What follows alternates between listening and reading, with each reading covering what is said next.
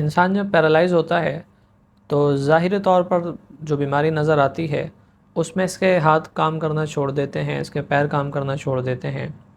بعض لوگ بول نہیں پاتے اور بعض لوگوں کا آدھا فیس جو ہوتا ہے وہ اس سے متاثر ہوتا ہے۔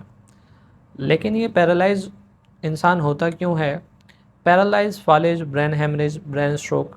یہ سارے ایک ہی بیماری کے نام ہیں۔ تو انسان کا جب جسم کام کرنا چھوڑتا ہے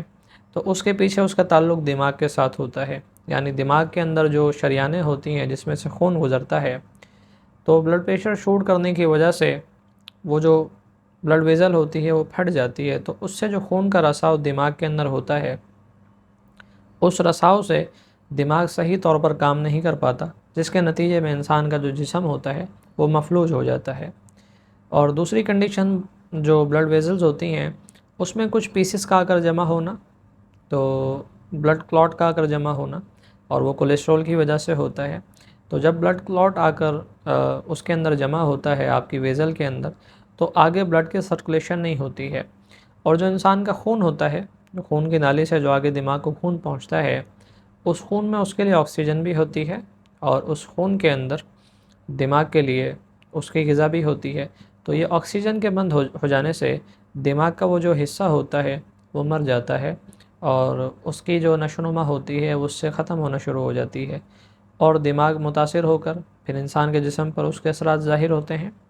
تو بعض لوگ اسی لیے بول نہیں پاتے، بعض لوگوں کا آدھا فیس متاثر ہوتا ہے، کسی کا ہاتھ، کسی کا پیر۔ تو اچھا، دماغ ہمارا دو حصوں پر تقسیم ہوتا ہے۔ اگر آپ کے دائیں طرف خون کا رساؤ ہوتا ہے، بلڈ کلاٹ آ کر اس میں رکتا ہے، تو اس کی وجہ سے یہ جو بائیں حصہ ہے، یعنی الٹا ہاتھ، الٹا پیر، اور یہ الٹی طرف کا جو فیس ہے، یہ اس سے متاثر ہوتا ہے۔ اور جب الٹی طرف ایسا کوئی معاملہ ہوتا ہے دماغ کے بائیں طرف میں، تو اس سے سیدھا حصہ جو ہے وہ ہمارا متاثر ہوتا ہے۔ تو بیماری ہوتی ہے دماغ میں، نظر آتی ہے بظاہر جسم کے اوپر، کیونکہ دماغ پورے جسم کو کنٹرول کرتا ہے، اور جب جا کر خون کا رساؤ ہوتا ہے تو دماغ پراپر طور پر کام نہیں کر پاتا، اور دماغ آگے اس کو سگنل نہیں دے پاتا، تو نروس سسٹم جو ہوتا ہے، نیورو سسٹم جو ہوتا ہے، اس سے وہ متاثر ہو جاتا ہے۔ اب اس کا علاج کیا ہے؟ اس سے بچا کس طرح سے جائے؟ بعض لوگوں کو یہ خاندانی طور پر بھی ہوتا ہے، یعنی ان کے جین میں ہوتا ہے، یہ ساتھ چلتا ہے، تو خاندانی طور پر ان کے والد کو، ان کے دادا کو، اس طرح سے بعض جو بیماریاں ہوتی ہیں وہ خاندان کے ساتھ ہوتی ہیں، اس کا تعلق خون کے ساتھ ہوتا ہے۔ تو اس لیے،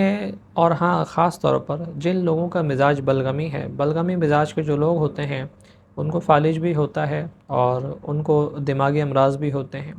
ان کو ڈپریشن ہے، سائیکوسس ہے، اس طرح کے جو اور دماغ سے ریلیٹڈ بیماریاں ہیں وہ اس کے اندر مبتلا رہتے ہیں، کیونکہ ان کا پیچھے جو مزاج ہے وہ بلغمی مزاج ہے۔ تو بلغمی مزاج کے لوگوں کا یہ جو اعصابی نظام ہے، نروس سسٹم ہے، اور جو دماغ ہے، یہ ذرا متاثر رہتے ہیں۔ تو ایسے لوگوں کو ذرا خیال کرنا چاہیے، پراپر ڈائٹ لینی چاہیے، ایسی چیزوں سے بچنا چاہیے جو بہت زیادہ جسم میں بلغم پیدا کریں، ٹھنڈی چیزوں سے بھی احتیاط کرنی چاہیے، خاص طور پر چکنی تلی ہوئی چیزوں سے پرہیز کرنا چاہیے۔ بلغمی مزاج کے لوگ ہوں ان کے لیے بھی، اور جو نارمل لوگ ہوں ان کے لیے بھی، اگر اس بیماری سے بچنا چاہتے ہیں تو اپنی غذا کو ٹھیک کریں، غذا پراپر لیں، اور اگر کسی کوئی بیماری ہو جاتی ہے، اچھا ایسا ہوتا ہے کہ جب یہ کسی کو فالج کا اٹیک ہوتا ہے، برین ہیمریج ہوتا ہے، 6 مہینے تک دماغ اپنے آپ کو خود بخود ریپیئر کرتا رہتا ہے، لیکن 6 مہینے کے بعد وہ جو اس کی ریپیئرنگ ہوتی ہے، اس کی جو ہیلنگ کا پروسیس ہوتا ہے وہ رک جاتا ہے۔ تو 6 مہینے کے بعد جو ہے وہ پھر پیشنٹ کو اس کو ایکسرسائز، غذا، اور پھر دواؤں کے ذریعے سے اس کا علاج کیا جاتا ہے۔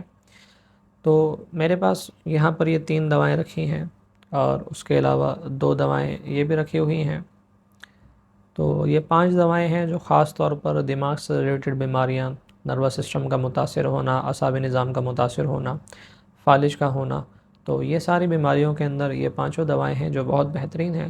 تو کسی پیشنٹ کو کوئی ایک دوا، کسی کو 2، کسی کو 3، کسی کو 4، کسی کو 5، ڈیپینڈ کرتا ہے اس کی کنڈیشن کے اوپر۔ تو شعبہ طب کے اندر فالج کے جو مریض ہیں ان کا بہت زیادہ بہترین اور مفید علاج ہے۔ تو اس لیے اگر آپ اس بیماری کے اندر مبتلا ہیں، آپ کے گھر میں کوئی فرد اس بیماری کے اندر مبتلا ہے، تو ضرور علاج کے لیے رابطہ کر سکتے ہیں۔ تو اللہ نے چاہا تو چند دن کے اندر آپ کو بہتری محسوس ہوگی، اور چند خوراکوں سے ہی آپ کو آرام آنا شروع ہو جائے گا۔ اور ہاں، ان دواؤں سے ایک دوا اس کے علاوہ بھی ہوتی ہے، تو دماغ میں جو بلڈ کلاٹ جمع ہوتے ہیں، جس کو ڈاکٹرز عام طور پر سرجری کے ذریعے سے اس کو نکالتے ہیں، تو ہماری دوائیں جو ہیں اس کلاٹ کو تحلیل کرتی ہیں، اسے ختم کر کے، اور جو بلڈ جو ہوتا ہے تو اس کی سرکولیشن آگے جانا شروع ہو جاتی ہے، بغیر سرجری کے یہ ہو جاتا ہے۔